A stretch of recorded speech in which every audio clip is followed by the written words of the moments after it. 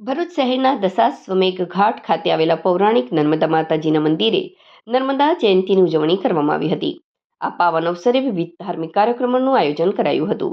રવિવારે મા નર્મદાની જન્મજયંતિ નિમિત્તે હવન સહિત દૂધથી અભિષેક કરવામાં આવ્યો, જેમાં મોટી સંખ્યામાં ભાવિક ભક્તોએ હાજરી આપી દર્શનનો લાભ લીધો હતો. દશાશ્વમેઘ ઘાટ પર આવેલા આ પૌરાણિક નર્મદા મંદિરનો વર્ષ 1926માં જીર્ણોદ્ધાર કરવામાં આવ્યો હતો. મહાસુદ સાતમથી મા નર્મદાની જન્મજયંતિ મહોત્સવ ઉજવવાની પરંપરા અવિરતપણે ચાલી આવી રહી છે. નર્મદા માતાના મહાત્મ્યનો ઉલ્લેખ અનેક ધર્મગ્રંથોમાં કરવામાં આવ્યો છે, જેમાં માત્ર દર્શનથી જ ભવના પાપો દૂર થવાની માન્યતા દર્શાવવામાં આવી છે. નર્મદા જયંતિના અવસરે મંદિર પરિસરમાં ભક્તિમય માહોલ જોવા મળ્યો હતો. હવન, અભિષેક અને આરતી દરમિયાન ભક્તોની મોટી ભીડ ઉમટી પડી હતી.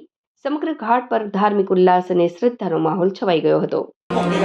आज रोज महासुद सातम અને રવિવાર છે. મહાસુદ સાતમ એટલે નર્મદા જયંતિ, જેનો ઉત્સવ આદિ અનાદિથી ભગવાન વામને જ્યાં જન્મ લીધો હોય દશાશ્વમેઘ ઘાટ ભરૂચ છે. ત્યાં આગળ અતિ ઉત્સાહથી અતિ આનંદથી ઉજવાય છે. અહીંયા આગળ મા નર્મદા ઉપર લગભગ 4.5 થી 5 મણ દૂધનો અભિષેક થાય છે.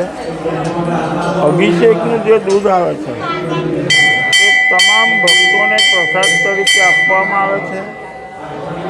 ત્યાર પછી મા નર્મદાની કૃપાથી અહીંયા આગળ ભવ્ય નવચંડીનું દર વર્ષે આયોજન થાય છે અને સાંજે મહાપ્રસાદીનો પણ એક ભવ્ય કાર્યક્રમ હોય છે.